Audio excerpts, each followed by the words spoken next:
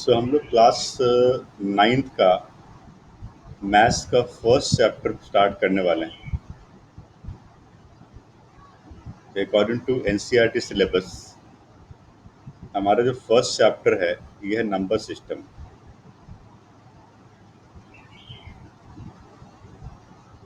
देखो, मैथमेटिक्स कई पार्ट में डिवाइडेड है एंड इसका एक जो फर्स्ट सबसे इम्पोर्टेंट पार्ट है अलजेब्रा। एंड अलजेब्रा का फर्स्ट चैप्टर है number system. Number system and polynomial, ये दो चैप्टर आपस में रिलेटेड है। यदि हम नंबर सिस्टम की बात करें तो यहाँ पर सबसे पहले कुछ बेसिक चीज़ें आपको जाननी पड़ेगी जो ऑलरेडी हम लोग क्लास 8 में पढ़ चुके हैं। जैसे सबसे पहले हमें जानना पड़ेगा नंबर्स के बारे में कि कौन सा नंबर रैशनल नंबर होता है एंड कौन सा नंबर इरैशनल नंबर होता है। तो यदि हम डेसिमल नंबर को डिवाइड करने की कोशिश करें तो जितने भी डेसिमल नंबर होते हैं वो दो तरह के होते हैं। एक तो नंबर होता है जो कि जिसको कि टर्मिनेटिंग डेसिमल कहते हैं एंड दूसरा होता है non terminating decimal. Terminating and non terminating. यदि हम टर्मिनेटिंग का एग्जांपल लें तो हम कह सकते हैं यहाँ पर यदि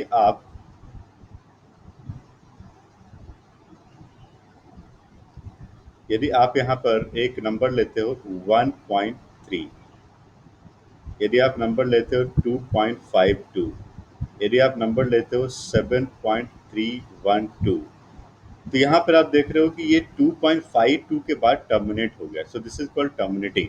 यदि हम इसको डिवीजन के फॉर्म में देखें, यदि आप कहते हो कि एक आपके पास नंबर है 5/2, ये फ्रैक्शनल नंबर है। यदि आप इसको डिवाइड करोगे तो डिवाइड करने के बाद ये बनेगा 2.5 और जैसे यहाँ पे 5 आएगा रिमाइंडर 0 हो जाएगा। यदि आप इसको डिवाइड करते हो 5 को 2 से तो 2 2 जा 4, यहाँ पे 1 आ गया, ये पॉइंट है, 0 है एंड 2 5 जा 10। आप क्या देख रहे हो, रिमाइंडर 0 आ रहा है। बट कई सारे फ्रैक्शन ऐसे भी होते हैं जहाँ पे रिमाइंडर 0 नहीं आता है, उसको हम क्या कहते हैं, नॉन टर्मिनेटिंग डेसिमल, राइट। तो टर्मिनेटिंग डेसिमल जो है वो रैशनल नंबर है क्योंकि इसको हम p/q के फॉर्म में लिख सकते हैं। 1.3 can be written as 13/10, 2.52 can be written as 252/100 and 7.312 can be written as 7312 divided by 1000। तो आप इसको किस फॉर्म में लिख सकते हो, p/q के फॉर्म में लिख सकते हो। ये टर्मिनेटिंग डेसिमल है। अब नॉन टर्मिनेटिंग की हम बात करें तो नॉन टर्मिनेटिंग डेसिमल भी दो तरह का होता है। कैसा होता है, एक होता है रिपीटिंग नॉन टर्मिनेटिंग डेसिमल और एक होता है नॉन रिपीटिंग। यदि हम रिपीटिंग की बात करें, रिपीटिंग नॉन टर्मिनेटिंग, यदि आपके पास एक क्वेश्चन है 2.3333 एंड सो ऑन, यहाँ पे आप देख रहे हो कि 3 क्या है, इनफाइनाइट टाइम तक रिपीट हो रहा है। ठीक है, एक और एग्जांपल आप लिख सकते हो 0.515151 एंड सो ऑन। यहाँ पे 2 डिजिट्स रिपीट हो रहा है डेसिमल के बाद। तो जिस जिस नंबर में डेसिमल के बाद डिजिट रिपीट हो रहा है उसको हम क्या कहेंगे, repeating non terminating decimal. But कई सारे नंबर ऐसे भी आपको मिलेंगे जो कि नॉन रिपीटिंग होंगे। वो कैसा होगा, देखिए, नॉन रिपीटिंग की यदि हम बात करें, नॉन रिपीटिंग,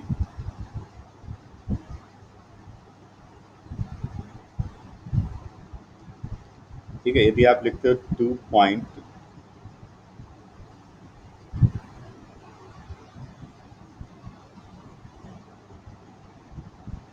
यदि आप लिखते हो यहाँ पे 2.1053214 एंड सो ऑन, आप देखो डेसिमल के बाद का डिजिट रिपीट नहीं हो रहा है। उसी तरह से आप लिख सकते हो 3.1457364 एंड सो ऑन। ये आप देख रहे हो यहाँ पे डेसिमल का डिजिट रिपीट नहीं हो रहा है। यदि डिजिट रिपीट नहीं हो रहा है तो ये कैसा डेसिमल है, ये non repeating non terminating decimal है। अब यदि हम इसको डिवाइड करें रैशनल इरैशनल में, तो रैशनल नंबर का डेफिनेशन क्या कहता है, देखिए, रैशनल नंबर का डेफिनेशन कहता है those number which can be represented in the form p/q। Rational number को हम डिफाइन करें तो रैशनल नंबर क्या कहता है? रैशनल नंबर कहता है those number which can be represented in the form of p divided by q and where q is not equal to 0। ये रैशनल नंबर का डेफिनेशन है। अब आपको देखना है कि इसमें से कौन सा डेसिमल p अपॉन क्यू में रिप्रेजेंट किया जा सकता है। यदि हमने यहाँ पे बात किया टर्मिनेटिंग के बारे में, every terminating decimal can be represented in the form p upon Q. So इसका मतलब ये कैसा है? ये रैशनल नंबर है। Second, repeating non terminating decimal को भी हम p अपॉन क्यू के फॉर्म में लिख सकते हैं। तो ये नंबर भी कैसा हो गया? रैशनल। इसका मतलब ये दोनों टाइप के जो नंबर हैं, terminating and repeating non terminating, इन दोनों को हम कहते हैं रैशनल नंबर, जिसको p अपॉन क्यू के फॉर्म में लिखना पॉसिबल है।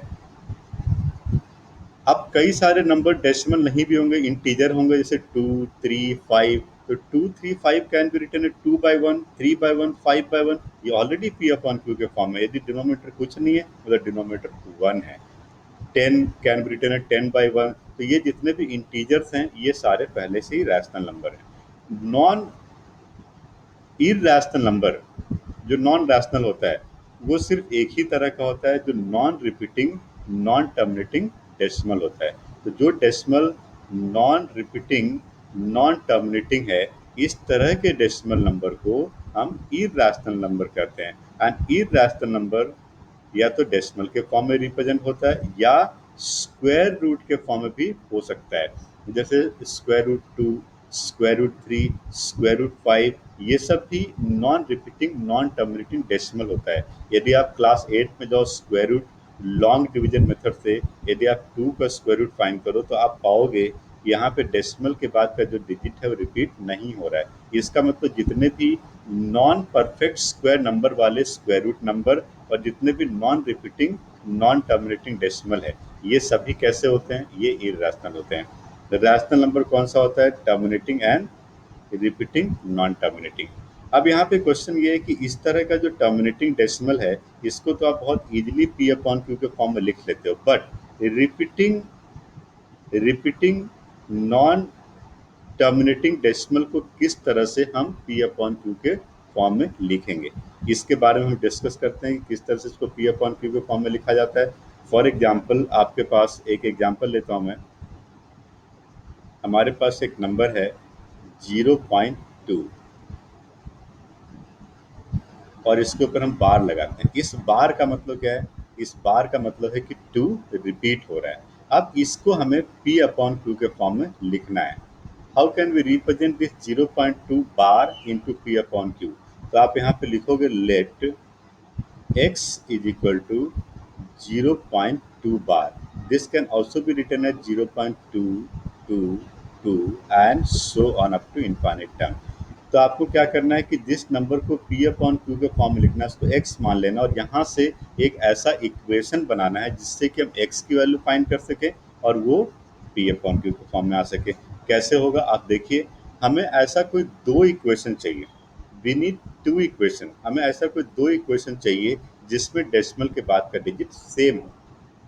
कैसे होगा देखिए, आप इस इक्वेशन 1 को मल्टीप्लाई कर दीजिए 10 के साथ। फायदा क्या होगा देखो, यदि आप इक्वेशन 1 को 10 से मल्टीप्लाई करेंगे तो ये कैसा बनेगा? ये बनेगा 10x in the left hand side and right hand side में डेसिमल एक डिजिट आगे चला जाएगा। क्या बन जाएगा? 2.2222 एंड सो ऑन। अब यहाँ पे चूंकि इनफाइनाइट टाइम तक 2 है तो आप कितनी बार भी 2 लिखो कोई फर्क नहीं पड़ता है।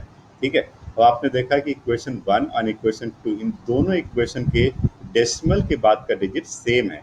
तो हम करेंगे क्या? इक्वेशन 2 माइनस इक्वेशन 1, इक्वेशन 2 में से इक्वेशन 1 को सब्ट्रैक्ट कर देंगे। लेफ्ट हैंड साइड में देखिए 10x माइनस एक्स क्या आ जाएगा? 9x। राइट हैंड साइड में देखिए 2.2222 माइनस 0.2222, तो डेसिमल के बाद का सारे डिजिट क्या हो गया? एलिमिनेट। क्या बचा? सिर्फ 2 बचा। So x can be written as 2/9। तो आपने देखा जो हमारा x 0.2 बार था वो अब क्या बन गया? 2/9 बन गया। इसका मतलब कितना भी मुश्किल से मुश्किल क्वेश्चन हो, आपको 10, 100, 1000 से मल्टीप्लाई करके कोशिश ये करनी है कि हमें ऐसा कोई भी दो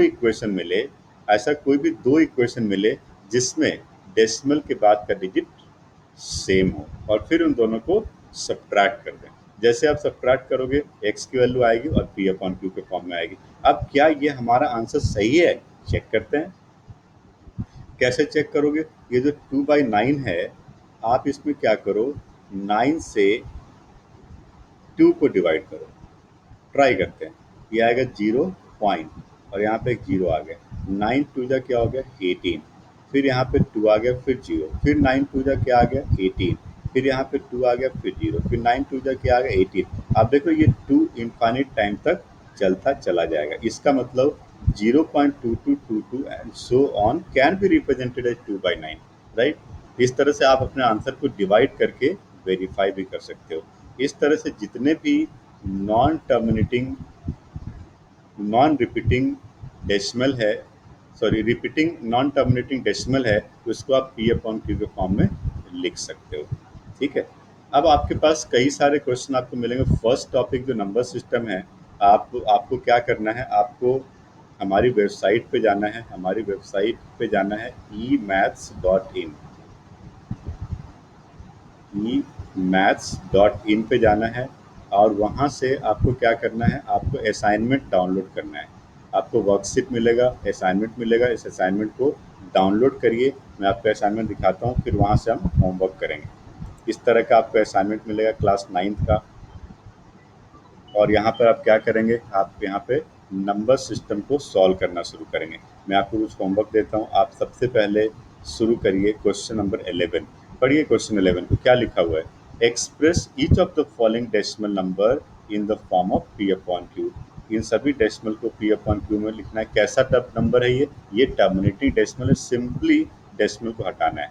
बट यदि हम क्वेश्चन 12 की बात करें, इसमें क्या है, express each of the following decimal in the form of p upon q।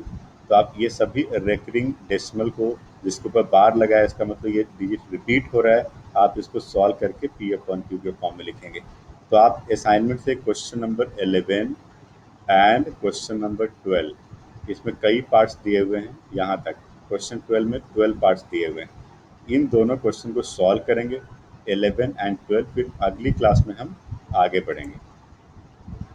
तो आपको करना क्या है, आपको question number homework question number 11 and question number 12, इन दोनों को सॉल्व करना है। ठीक है। और यदि आपको कोई डाउट है तो आप मुझे व्हाट्सएप कर सकते हो, आप मुझे कॉल कर सकते हो। मैं आपको अपना नंबर देता हूँ, इस नंबर पे आप व्हाट्सएप या कॉल कर सकते हो। 9476080120। कोई भी डाउट हो कॉल करिए, ऐसे व्हाट्सएप करिए। ठीक है। अगली क्लास में हम नेक्स्ट टॉपिक पे आगे बढ़ेंगे। ठीक है।